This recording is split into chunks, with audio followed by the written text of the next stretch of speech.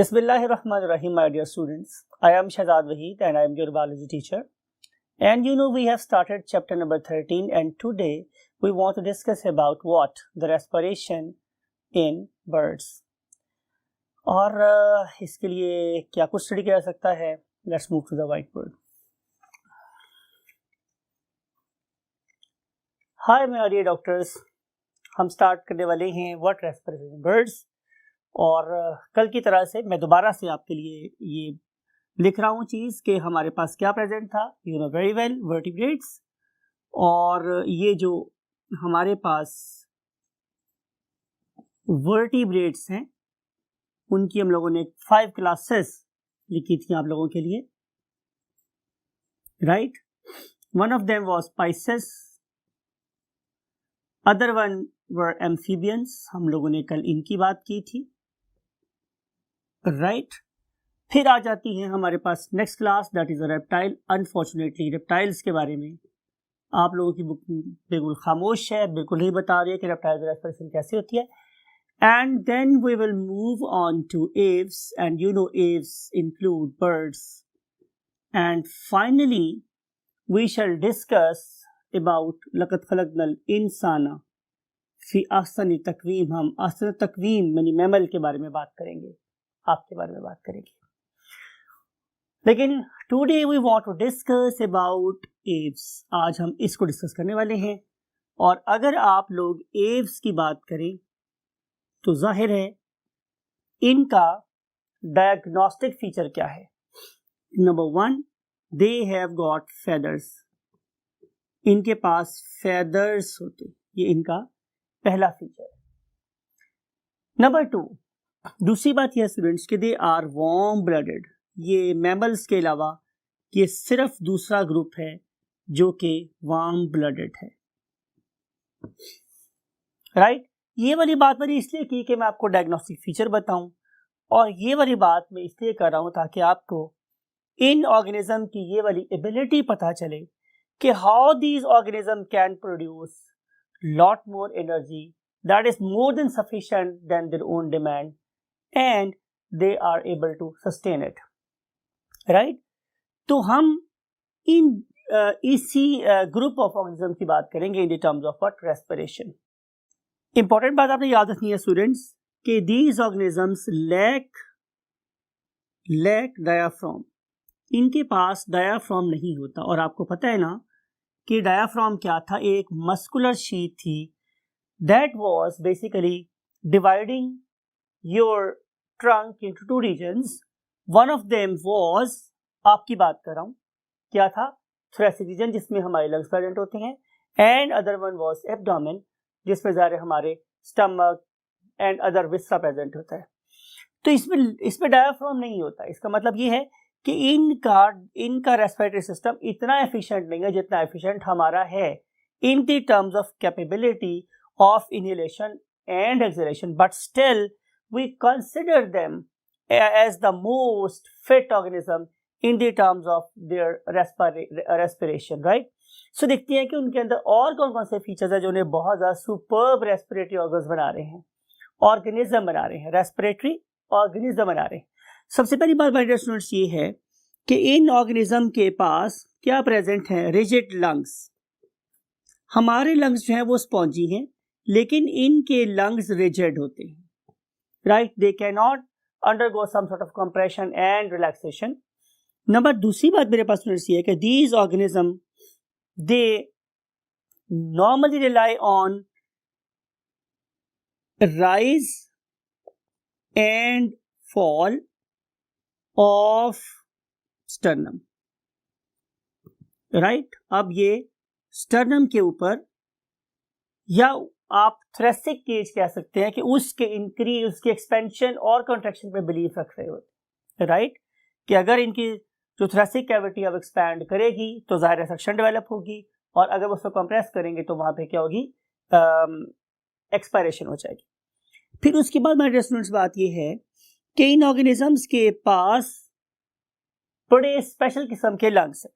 They have got very special lungs, और मैं इन्हें स्पेशल लंग्स इसलिए बोल रहा हूँ कि they are not made up of what, alveolar structure. Rather, they are made up of very fine tubes. They are made up of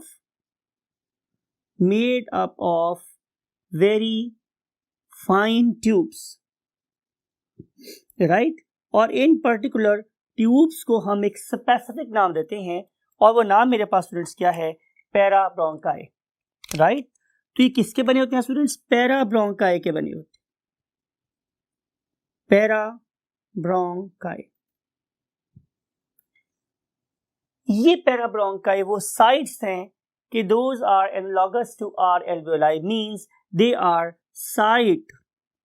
the site for exchange of gases. They are the site for exchange of what? Gases. So parabronchi are analogous or similar to your alveoli. फिर इसके बाद आपने याद रखनी है my dear students कि ये वाले स्पेशल लंग्स तक ही एयर कन्फाइन नहीं रहती, बल्कि ऑथर ने क्या किया हुआ है, इनको एक और एबिलिटी भी दी है। वो क्या कि इनके लंग्स के साथ 9 एयर सैक्स लगा दी, 9 एयर सैक्स लगा दी, राइट? इनमें से जो 4 हैं वो पेयर्ड है। जो 4 हैं स्टूडेंट्स वो कैसी हैं? पेयर्ड। तो कितने हो गए? 4 2s are 8। तो 4 2s मेरे पास क्या हो गई? 8 एयर सैक्स, तो यही हो गई। बहुत सी बुक इसको 10 ही रिपोर्ट करती है, यानी कि जो नॉमी है वो बेसिकली स्टार्ट में 2 ही थी लेकिन बाद में फ्यूज हो गई। तो बहुत सी बुक इसे क्या लिख रही है? 5 पेयर, और बहुत सी बुक लिखती हैं 9 एयर सैक्स। लेकिन बहरहाल हम इसको यूं कंसीडर कर सकते हैं कि अगर ये एक है लेकिन ये भी 2 चेंबर पे कंसिस्ट कर रही है, तो बहरहाल ये कितनी हो गई मेरे पास? टोटल 9 एयर सैक्स हो गई। टोटल कितनी हो गई स्टूडेंट्स? 9 एयर सैक्स हो गई।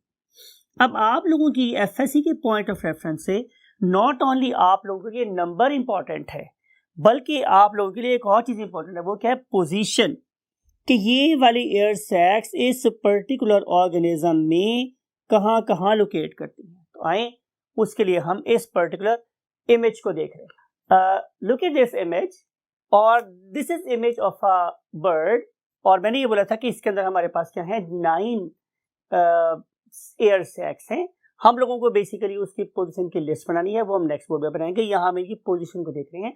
तो look at this one, this particular air sac it is lying at the anterior most position, सबसे आगे है। एंटीरियर का मतलब आपको याद है ना, आगे वाला। और इसे हम लोग क्या बोलते हैं? Cervical, because it is lying in the region of neck. तो जहां कहीं भी आप सर्वाइकल और सर्विकल वर्ड पढ़ते हो, इसका मतलब है कि ये नेक से एसोसिएटेड है, राइट? फिर उसके बाद हमारे पास जो पेयर है, it is lying beneath the clavicle. तो इसे हम क्या बोलते हैं? Interclavicular what? Air sac. और क्लेविकल कौन सी थी स्टूडेंट्स? जिसे हम ब्यूटी बोन बोलते हैं। ये आगे वाली साइड से हमारी स्टर्नम या ब्रेस्ट बोन से अटैच होती है, और पीछे वाली साइड से ये हमारी ह्यूमरस और स्केपुला से अटैच होती है, राइट? तो इसे हम क्या बोलते हैं? Clavicle. It is used to maintain the balance of the body. It is very important, right? उसके बाद मैंने बोला क्या जाती है हमारी ये वाला रीजन, जिसे हम क्या बोलते हैं? Thoracic region.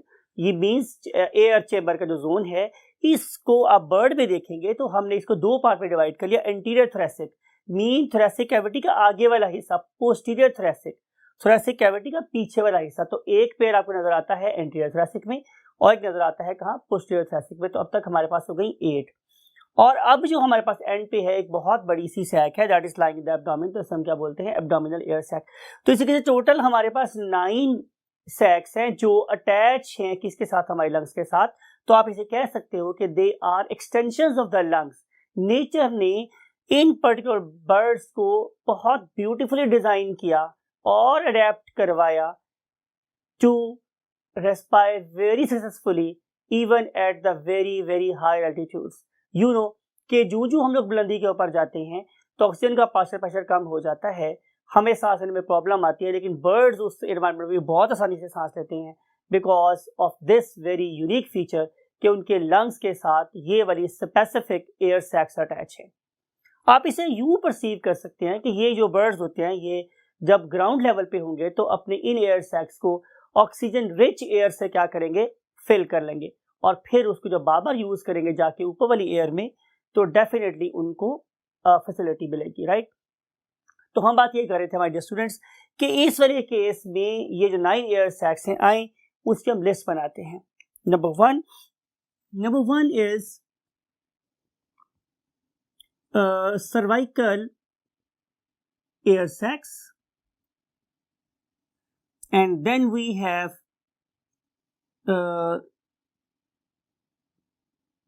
interclavicular air sacs,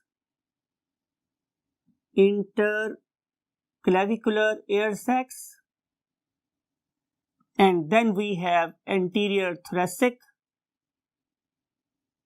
anterior आगे वाली, एंटीरियर क्या होता है स्टूडेंट्स, आगे वाली, तो anterior thoracic air sacs, and then we have posterior thoracic air sac, posterior क्या होता है स्टूडेंट्स, पीछे वाली, and then we have abdominal air sacs। तो ये वो जगह हैं कि जहां पे हमारी एयर सैक्स प्रेजेंट होती है, राइट। उसके बाद हम देखेंगे कि इस पर्टिकुलर बर्ड में बेसिकली इनहेलेशन रेगुलेशन कैसे होता है। एक पॉइंट जो आपने बहुत ध्यान से माइंड में रखना है वो ये कि आमतौर पे ऐसा होता है आप लोगों के केस में कि जब आप लोगों की थोरेसिक कैविटी क्या करती है, एक्सपेंड करती है, तो एयर रश इन, लेकिन इस वाले केस में ऐसा नहीं होगा। इस वाले केस में जब इनका थोरेसिक केज एक्सपेंड करेगा तो उस वाले केस में क्या होगी स्टूडेंट्स, एक्सपायरेशन होगी। It is reciprocal to us, हमारे उलट है ये वाला काम। हमारे वाले केस में जब हमारी थोरेसिक कैविटी का वॉल्यूम बढ़ता है तो एयर रश इन, लेकिन इस वाले केस में ऐसा नहीं हो रहा है। और जब इनका थोरेसिक केज क्या करेगा स्टूडेंट, कॉन्ट्रैक्ट करेगा, तो उस टाइम पे इनकी इनहेलेशन होगी, राइट।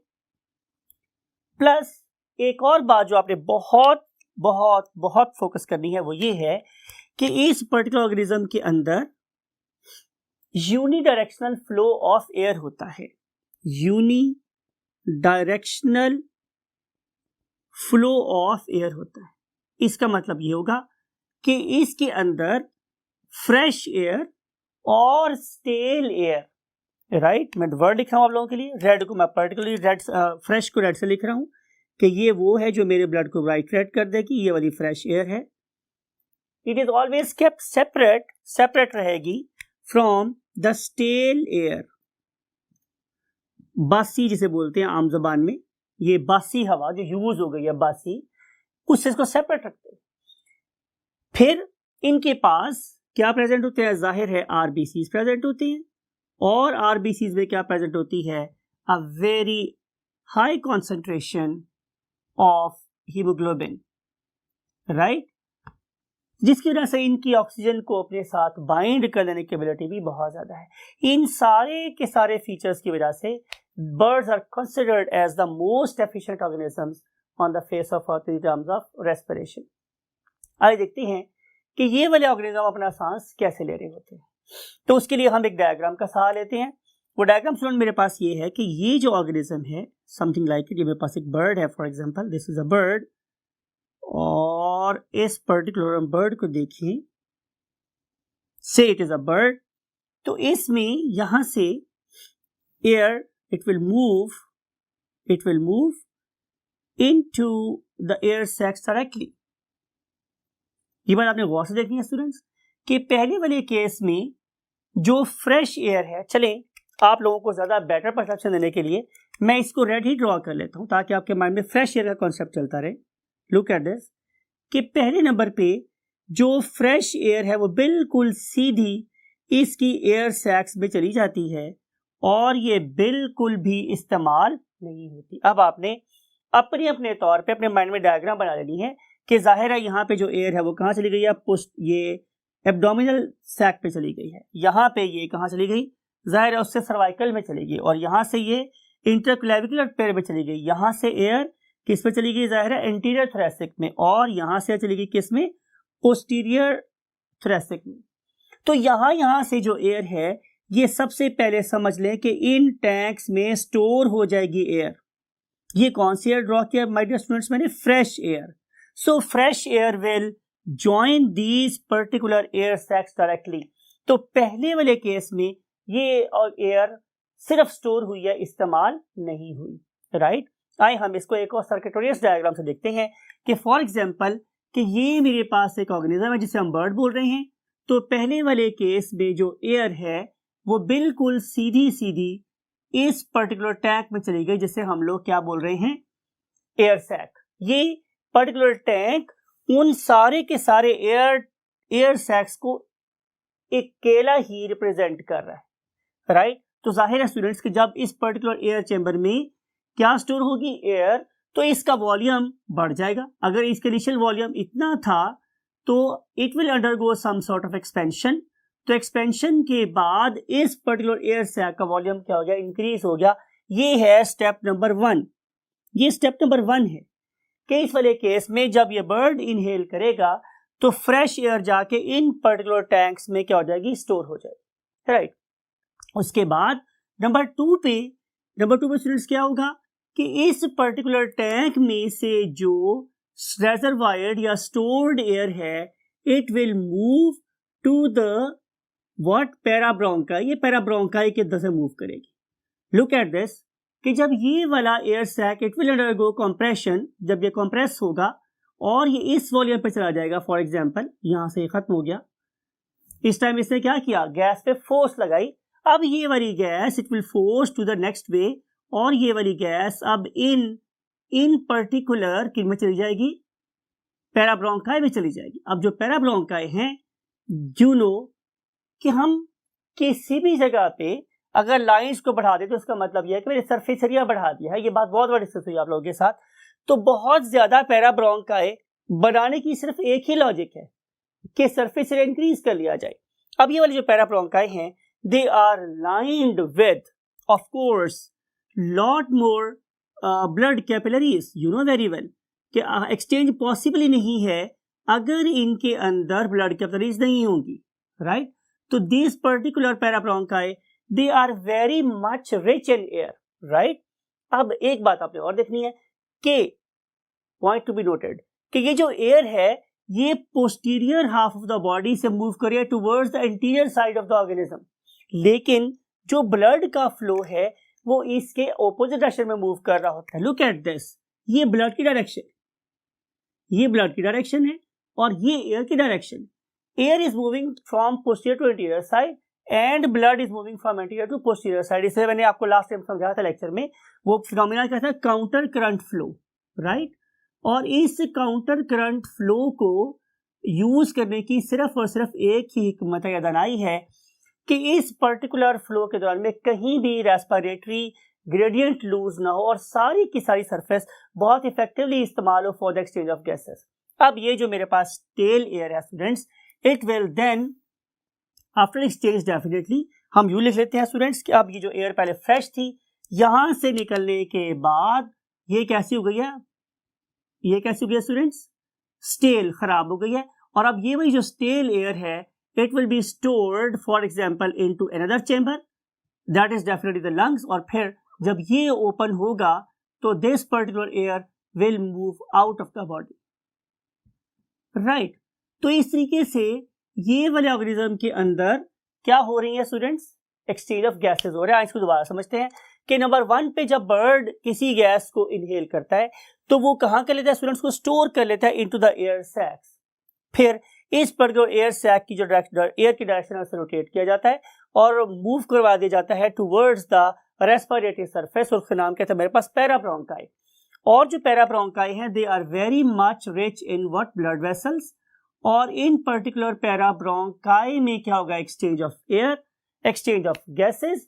और जब गैसेस हमारे पास खराब हो जाएंगे it will send to the interior you can say chambers, और वहां से हम इस पर्टिकुलर स्टेल एयर को एक्सपायर कर देंगे आउट ऑफ द बॉडी। तो ये है जो इंपॉर्टेंट बात है आपके साथ करने वाली कि जब तो ये वाला ऑर्गेनिज्म जमीन की सतह पे बैठा हुआ है कि when this organism is sitting at the ground level, तो उस टाइम पे इस पर्टिकुलर ऑर्गेनिज्म की जो एनर्जी डिमांड है डेफिनेटली वो भी कम है, ये मूव भी नहीं कर रहा।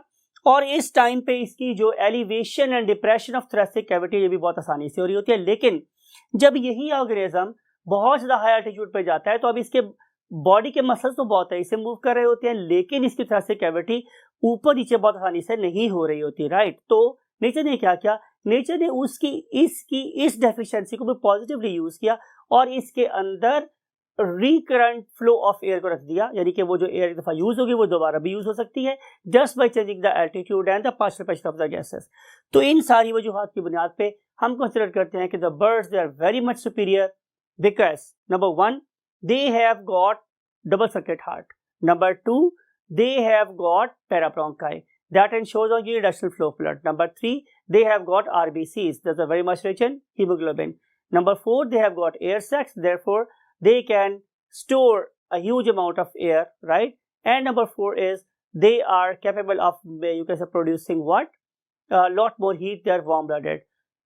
Keeping all these points in our mind, we consider the birds as a superorganism in terms of respiratory system.